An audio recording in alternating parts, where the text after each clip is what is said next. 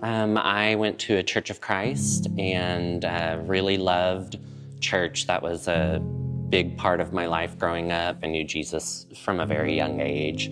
Most of my life from 13, 14 years old until I was 19, 20 was extremely repressed and sad and lonely, and I could never share with anyone. I was at a private Christian university in Searcy, Arkansas, had a hookup with somebody that didn't go to that college, was at a worship night on a Sunday night, and was feeling really bad and just woe is me, and I can't believe I did this, and this isn't what God wants for me. And I confided in who I thought was a close friend of mine, and I had continued the conversation with her over some Skype messages, if you remember Skype.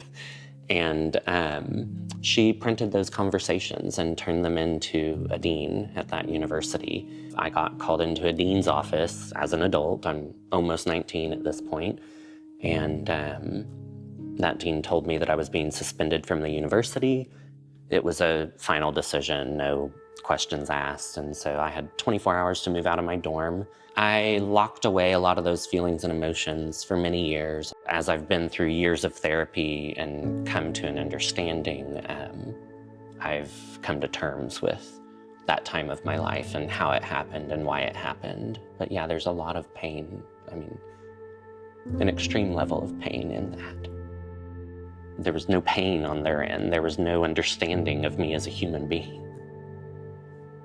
At that point in time, I didn't really think that God was on my side, and I thought that my life was falling apart, and I would have wanted anybody there just to tell me that it was okay and that life would go on. I remember being in Memphis, Tennessee in this old Studebaker dealership that I had an apartment in, and a Church of Christ preacher who had sexually abused me, who I thought was a friend, and he owned that building that I was living in. And I remember very often standing at the balcony of where my apartment was in an old office upstairs, looking down into what would have been the showroom of the Studebaker dealership, and thinking about hanging myself, thinking about stepping over that balcony, thinking about multiple different ways to end my life because I didn't think it was going to go on. It was February of 2012, within weeks of getting kicked out of that university, that someone introduced me to this lesbian woman in Dallas that dealt with same-sex attraction. And that was one of the biggest blessings I've ever had in my lifetime. Might just have saved me during those times that I was standing there in Memphis, months after my life being overturned. CenterPeace has helped me grow closer in my faith. CenterPeace has helped me learn how to be a better son to my parents. I don't think I go a day without talking about what CenterPeace has meant to me throughout my life. When I can go to an event monthly, when I can scroll on social media, when I can look at our resources and or suggest them to other people, that helps me grow in my faith and trust God more. Tapestry it's another holy space.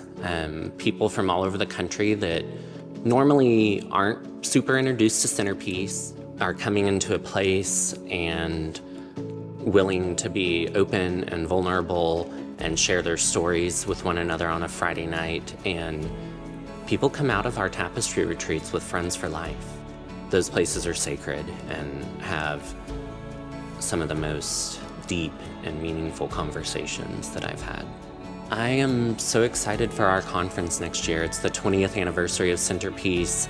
I am so looking forward to seeing what work we can do in other people's lives. I'm looking forward to having more voices singing in a historic church together.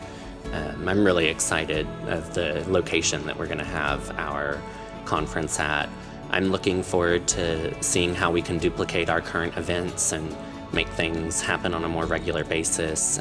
I love the work that CenterPeace has done and the work that Sally has done for 20 years now. This ministry is just right at the edge of massive growth. And I'm really excited for that. I'm excited for the Bacchus Project and young LGBTQ leaders that are in their spaces and in their churches, and are able to learn how to lead with the love of Christ and with the fruits of the Spirit.